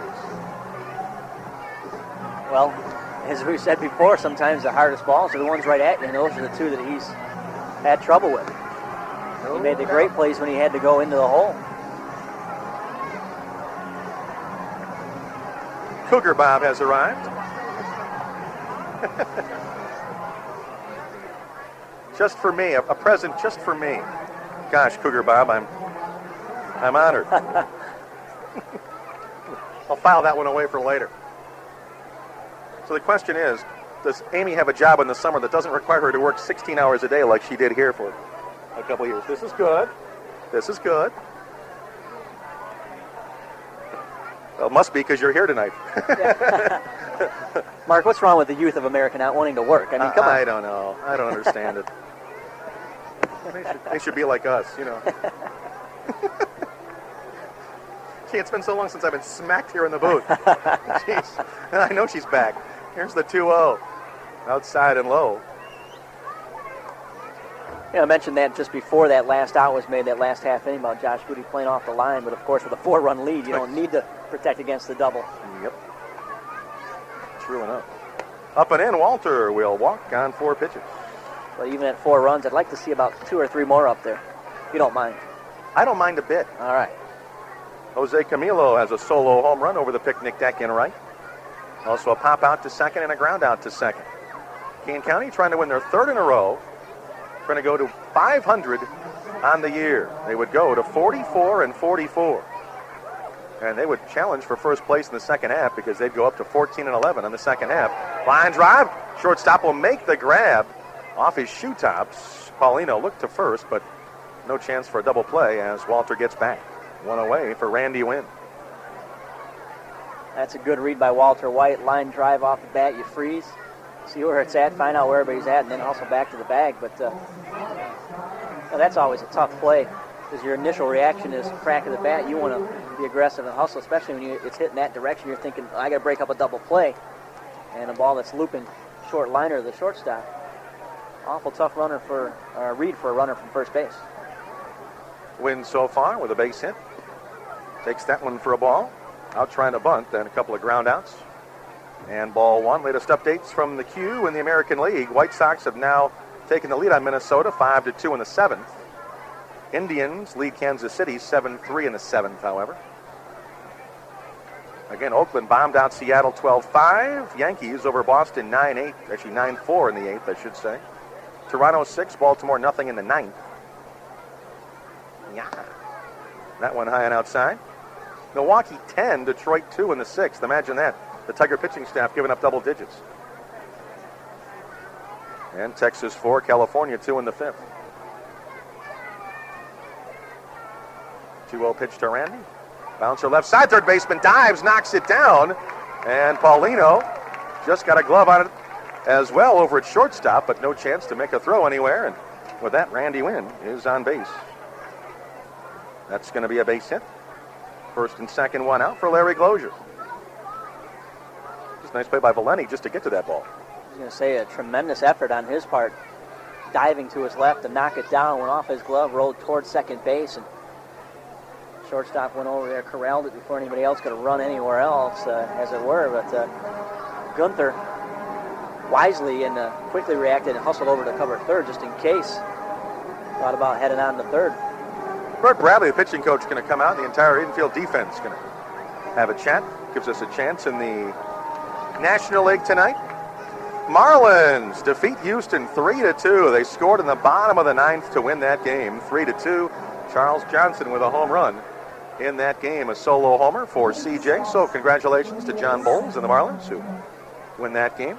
Atlanta beat Montreal 3-2. Pittsburgh beats the Cubs 10-5. St. Louis 5, Cincinnati 3 in the 8th. Padres crushed the Dodgers 10-1. Mets over the Phillies, that's the final 6-3. And Colorado leads San Fran 3-1 in the 4th. Ball. AAA Charlotte today lost to Syracuse 7-5, but Billy McMillan, 16th homer of the year for Charlotte. That was in the 8th inning, so congratulations to Mac. 1-1 pitch here. Line foul out of play, first base side up towards the hill. Portland trailing Trenton 5-4 in the 8th. Jason Robertson a home run for the Sea Dogs in that one. AAA Rochester for the Orioles, losing to Richmond 3-2 in the 7th inning. There's a foul out of play. In that game for Richmond, Jerome Walton had a home run. Who? So now we know where Jerome Walton is. He's in AAA Richmond in the International League. He had a home run. Oh, just off the DL, says the Q for Jerome Walton. No wonder he'd been hiding out. Here's the 1-2 pitch again. Oh, boy, just missed outside corner 2-2. And also, actually, that was a doubleheader. That was in the first game. In the second game, 9-2 lead for Richmond. Jim Diedrich, a former Cougar, gave up a home run in that game to Aldo Pecorilli of Richmond. 3-2 the count right now here to Glozier. I was going to say, Marty Cusack, we call him Q. That doesn't seem to be right either, because Q represents question. He's the answer man. Well, that's certainly true. Certainly shouldn't be Q. Should be, well, Q&A at least. Check swing. Runners off with the pitch on 3-2. It's going to be fouled out of play left field side. And, well, there's a collision down there going for that ball. And I think a dad got run over by a youngster, and he went flying. Foul out of play, right field side up on top of the hill. They put a barricade over along that fence. It got real muddy down there along that left field line. They put a barricade and put some gravel and drainage in there. And a couple of fans were inside of that fence where they're not supposed to be. And when that ball went over there, some other people ran into the temporary fence and knocked that over. Swing and a miss. Runner goes to throw to third. They got a man on a rundown. Up now, Randy Wynn breaking back to first base, which he shouldn't have done, but doesn't matter. Inning's going to be over anyway, as Walter White is going to be tagged out. So, in a sense, it's a strike him out, throw him out, because Glozier K's, and then Walter White was basically thrown out because he was 2/3 way to third and realized I'm in real deep trouble, stopped and gotten a rundown, and eventually tagged out on that one for out number 3. So, inning comes to a close. No runs on a hit, no errors, and a man left for Kane County. But top of 9 coming up. Last chance for the Whitecaps. It's 8-4, Kane County. So top of 9, last chance. And Bob Pelthorpe trying to close it out. As it will be 8-9-1. Valenti, Paulino, and a Walker due up. V, did you notice how Q made sure I didn't have anything to ask any questions, any trivia questions here tonight? Yeah, I'm well aware of that. He hid my book on me. Your trivia book, he said he was going to burn it. So you better get it in a hurry before I have a feeling it's long gone by now. Before it goes away for good. John Valenti, last time up, 2-run home run off the scoreboard and left. He crushed that ball. He's also struck out and had a fielder's choice. 8-4 Cougars. And again, good to see them come out of the gate firing. And scored 3 in the first and 5 in the third. So Pelthorpe ready. That one going to be a strike at the knees. So it's 0-1. Curveball, another beauty in there, 0-2. Good pitch. Good tight curve on that one. He messes around and goes right after him here on the 0-2 pitch. Here it comes. Curves him. Oh my. That's a tough one to take. Just missed 1 and 2. If it works, keep going at it. Timeout called, and Pelthorpe will shut it down in the middle of that pitch. And we'll get ready again. On the 1-2. Curves him up in the zone. Chopper to third. Booty right there. Throws and gets him. And there's 1 down. 1 away for Arturo Paulino. Line to left, line to center, and a bounce to third. Now Michael Duval had been throwing in the Cougar bullpen just in case, but he shuts it down. First pitch from Pelthorpe. Again, they call timeout on him. Well, the trend in baseball certainly has gone away from guys throwing complete games, throwing a lot. You know, again, whether he came in this game or not, good for him to get down there and work a little bit. There's a fine line between throwing too much and wearing yourself out and staying sharp and keeping your arm strong. That's again why it's important in between days to play long catch and do your running and everything else. There's a strike at the belt, 2-1. Looking at complete games, Kane County has 7 to this point, although Victor Hurtado has 4 of those. There's a high pop-up, short right field. Easy does it for Finaro. And the catch, and there's 2 down. Their last hope is Dane Walker. West Michigan,